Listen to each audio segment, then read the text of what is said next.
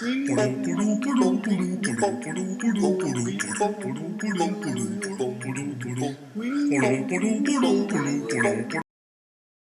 bonsoir toutes et tous. Dans cette vidéo, je vais vous partager à partir d'une séance, je vais vous expliquer un peu avant qu'est-ce que c'est le faux noyau phosphore. Je vais vous parler de la dynamique de ce faux noyau phosphore. En dessous de cette vidéo, vous trouverez un lien vers un article que j'ai écrit dessus, vous aurez plus de renseignements à ce moment-là.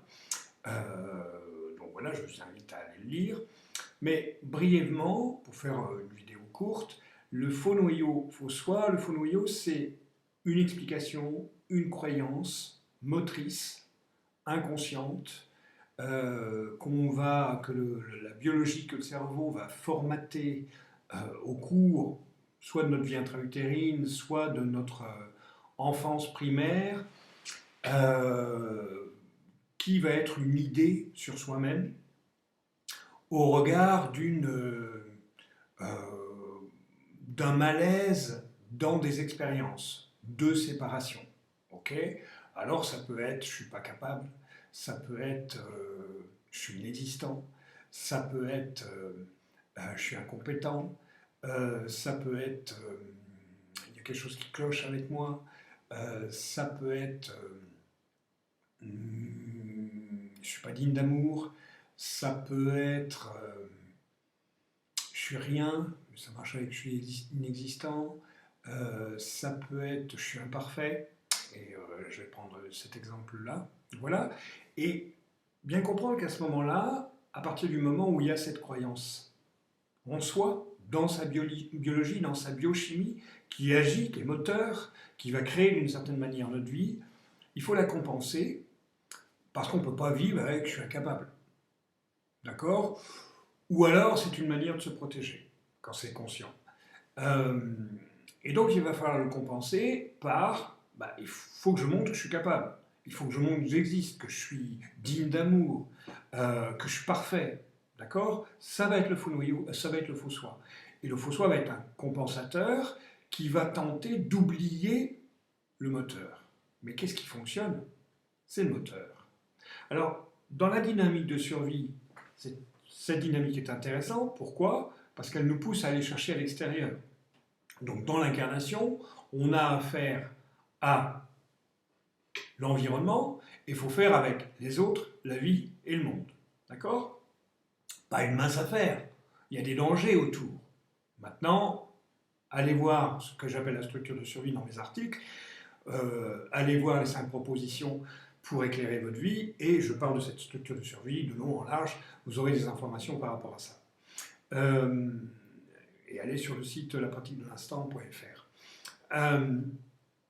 Mais le problème que ça pose, c'est que, on ne va pas regarder à l'intérieur, on ne va pas rencontrer son intériorité. Pourquoi? Pour ne pas rencontrer ne serait-ce que le faux noyau dynamique, d'accord, moteur, d'accord, mais aussi tout ce qui peut créer à l'intérieur comme fausse croyance, fausse injonction, pour se protéger et pour créer quelqu'un qui va pouvoir, entre guillemets, contrôler.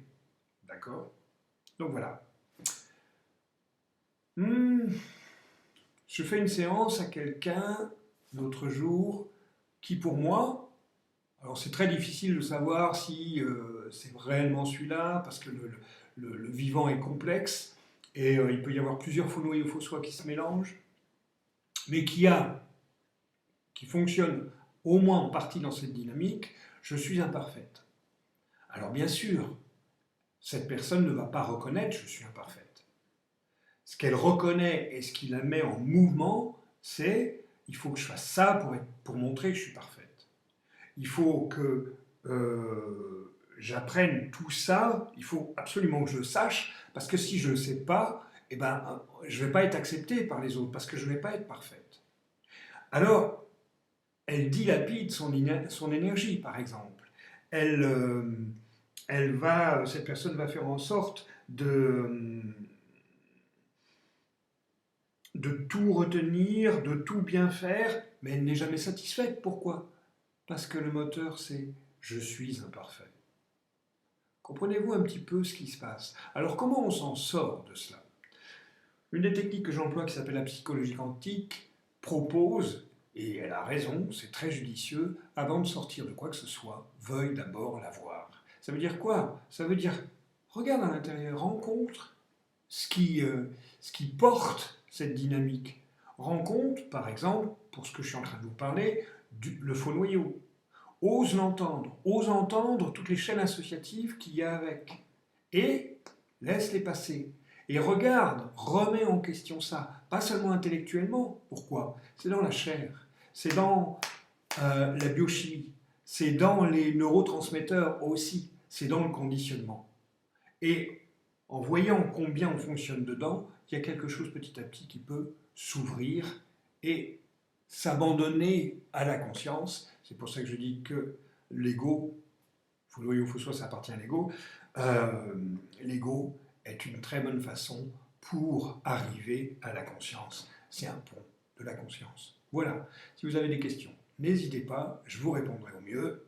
Si vous voulez un entretien téléphonique, n'hésitez pas non plus. Je vous embrasse, plein de bonnes choses. Allez en paix, prenez soin de vous.